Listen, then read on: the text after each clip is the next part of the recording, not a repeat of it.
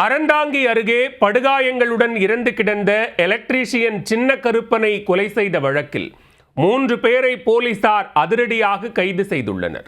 பழிக்கு பழிவாங்கும் நோக்கில் அரங்கேற்றப்பட்ட பகீர் கொலை சம்பவத்தின் பின்னணி என்ன? புதுக்கோட்டை மாவட்டம் அறந்தாங்கி அருகே இடையார் பாலம் ஓரத்தில் 2 தினங்களுக்கு முன் எலக்ட்ரீஷியன் சின்ன கருப்பன் என்பவர் முகத்தில் பலத்த இரத்த காயங்களுடன் சடலமாக கிடந்துள்ளார். தகவல் அறிந்த அறந்தாங்கி போலீசார் இறந்து போன சின்ன கருப்பன் உடலை கைப்பற்றி புதுக்கோட்டை அரசு மருத்துவக் கல்லூரி மருத்துவமனைக்கு அனுப்பி வைத்தனர். இந்நிலையில் சின்ன கருப்பனின் உறவினர்கள், நாங்கள் வருவதற்குள் ஏன் அவரது உடலை மருத்துவமனைக்கு கொண்டு சென்றீர்கள் என கேள்வி எழுப்பி வாக்குவாதத்தில் ஈடுபட்டனர்.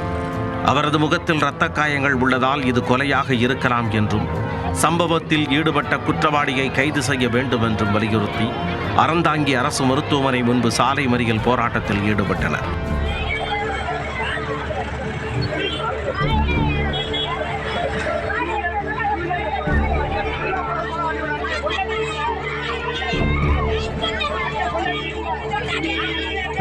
அப்பொழுது அங்கு வந்த அறந்தாங்கி பொறுப்பு டிஎஸ்பி சரவணன் உள்ளிட்ட போலீசார் மறியலில் ஈடுபட்டவர்களிடம் பேச்சுவார்த்தையில் ஈடுபட்டனர்.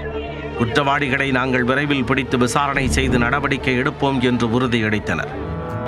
அதை ஏற்ற உறவினர்கள் மறியல் போராட்டத்தை கைவிட்டு கலைந்து சென்றனர்.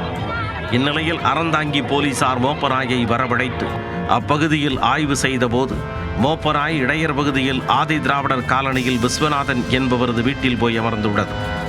அங்கு விசாரணையில் ஈடுபட்ட போலீசாருக்கு சின்ன கருப்பன் கொலை செய்யப்பட்டதற்கான காரணம் தெரிய வந்தது.